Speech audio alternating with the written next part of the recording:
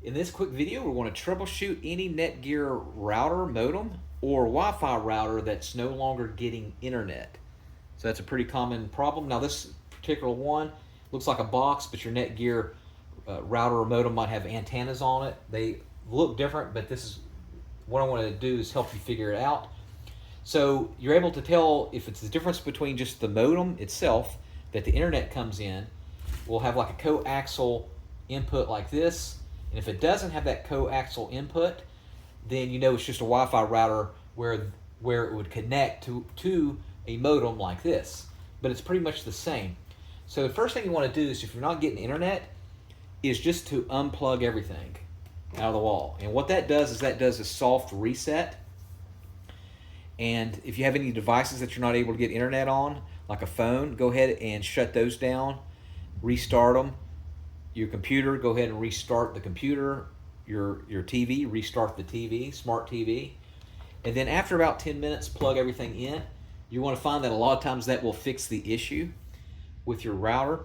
Next thing I want you to do is see if you're able to get another device. So let's say you're using a smart TV and you're not able to get an internet. Try a different device on the Wi-Fi router or the router itself.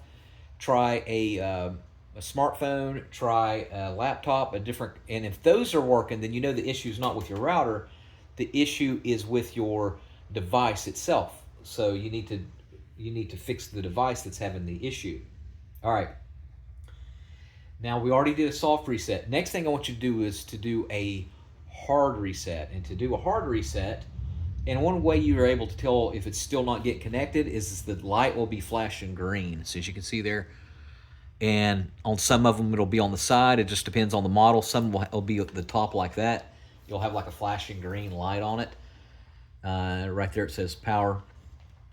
So what I want you to do is keep it plugged in, and what I want you to do is do a reset on it, a hard reset. And on the very back you're going to see a little reset button that looks like this. It'll have like a little pinhole. Now some of them will have a button that you can just press down on it.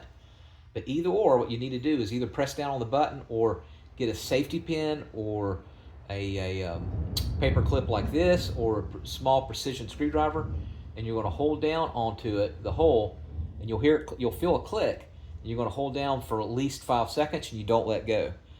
And what that does is that does a hard reset, makes it like it's fresh out of the box. And then after you do that, you need to probably re-enter your password in your TV or your computer or whatever you have. And the password will usually be right here. A lot of times it'll memorize it. Your computer will memorize it, so you won't have to re-put it back in. But just remember that your password is usually on the side. It'll be the network key or on the side. Now, it's possible after a while that you might need to update your equipment. Like I had a router that was 12 years old, and it just needed to be updated, so I had to get a new router. So they go pretty obsolete pretty quick.